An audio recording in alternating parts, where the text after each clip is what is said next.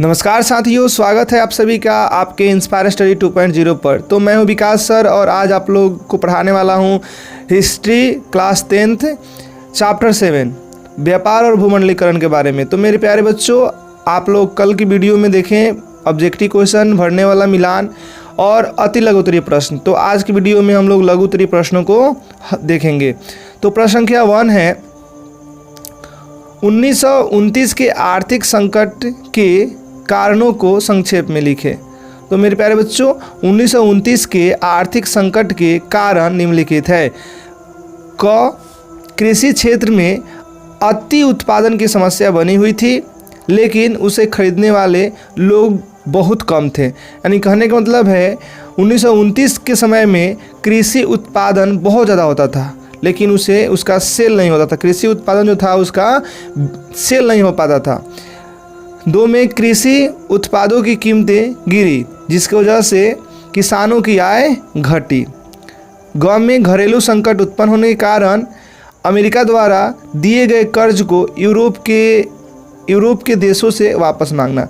तो कहने का मतलब है मेरे प्यारे बच्चों, 1914 से 18 में जब प्रथम विश्व युद्ध हुआ था तो अमेरिका यूरोपियन कंट्री जैसे इंग्लैंड, जर्मनी, फ्रांस, ये सबको बहुत ज़्यादा कर्ज दिया था और उसी कर्ज को 1929 में मांगना शुरू कर दिया कि हमारे देश में घरेलू संकट उत्पन्न हो रहे हैं, तो मेरा क्या कीजिए, कर्ज आप लोग वापस रिटर्न दे दीजिए।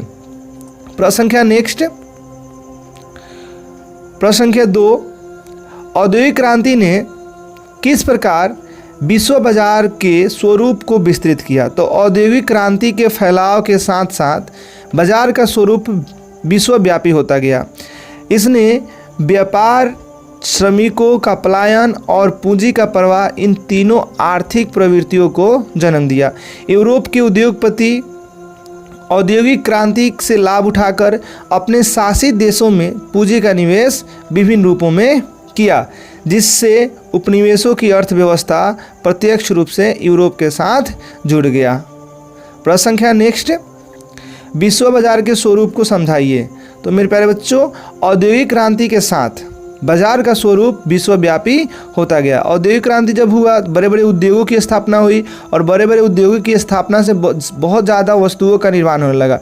तो उस वस्तुओं को बेचने के लिए अलग अलग देशों के बाज़ारों को ढूंढा गया। ठीक है, तो व्यापार के कच्चे मालों को इंग्लैंड के अलावा यूरोपीय देशों में भेजना और फिर वहां से तैयार माल मंगाकर विश्व के कोने कोने में पहुंचाने से बाजार स्थानीय राष्ट्रीय न रहकर संपूर्ण विश्व में फैलता गया।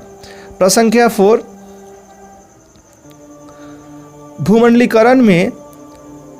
भूमंडलीकरण में बहुराष्ट्रीय कंपनी के योगदानों को स्पष्ट करें या भूमिका को स्पष्ट करें। तो मेरे प्यारे बच्चों, बहुराष्ट्रीय कंपनी के आगमन के साथ छोटे देश अंतर्देशीय व्यापार पर निर्भर रहने लगे।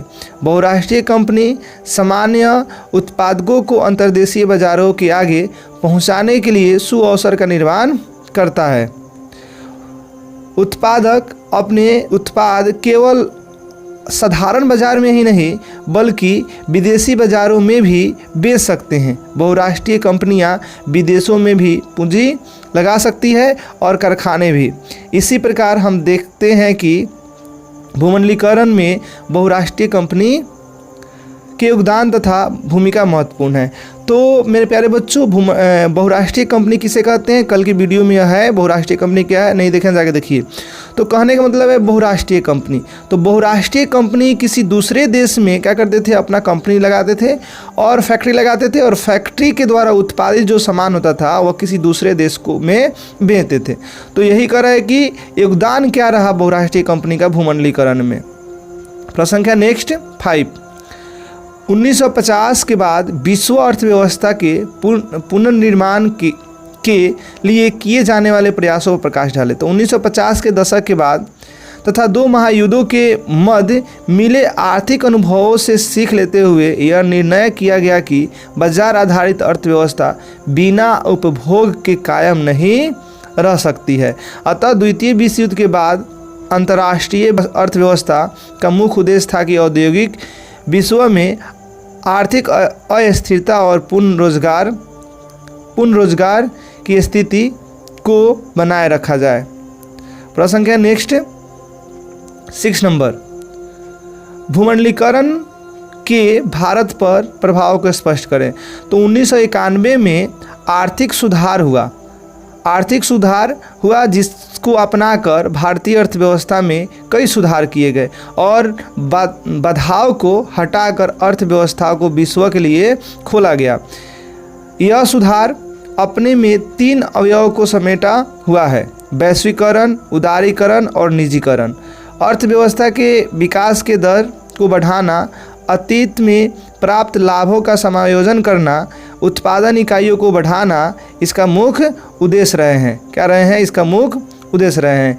इस उद्देश्य की प्राप्ति के लिए कई प्रमुख परिवर्तन किए गए, जैसे कि लाइसेंस व्यवस्था की समाप्ति की गई, निजी निवेश के लिए MNC को प्रोत्साहन और विदेशी विनिमय पर लगी रुकावटों को हटाना था। तो मेरे प्यारे बच्चों, जब भारत आज़ाद हुआ था तो ऐसी हमारे संविधान में ऐसी कुछ रूलें ऐड की गई थी जिससे कि बहुराष्ट्रीय कंपनियां, यानी विदेशी जो कंपनियां थी उसको भारत में एंट्री नहीं मिल रहा था। एंट्री यानी कहने का मतलब है उसको लाइसेंस नहीं मिलता था, उसको स्थापना करने का मतलब नहीं होता है कि उसको अधिकार नहीं दिया जाता था सरकार द्वारा।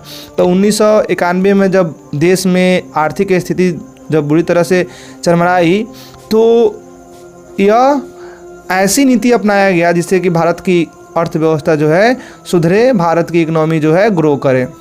प्रश्न संख्या 7, विश्व बाजार के लाभ और हानि पर संक्षिप्त टिप्पणी लिखें। तो विश्व बाजार का यह लाभ रहा कि इसने व्यापार और उद्योग को द्रुत गति से बढ़ाया, जिससे पूंजीपति, मजदूर और मध्यम वर्ग अस्तित्व में आया। बैंकिंग व्यवस्था का विस्तार हुआ तथा विश्व बाजार की हानि यह रही कि नकदी फंस जाने के चक्कर में खदान की उपज कम हो गई। इसके लिए आयात ही एकमात्र रास्ता बच गया। तो मेरे प्यारे बच्चों, आज के लिए इतना ही। मिलेंगे कल 8 लेसन के साथ। जब तक के लिए थैंक यू फॉर वॉचिंग। जय हिंद, जय भारत।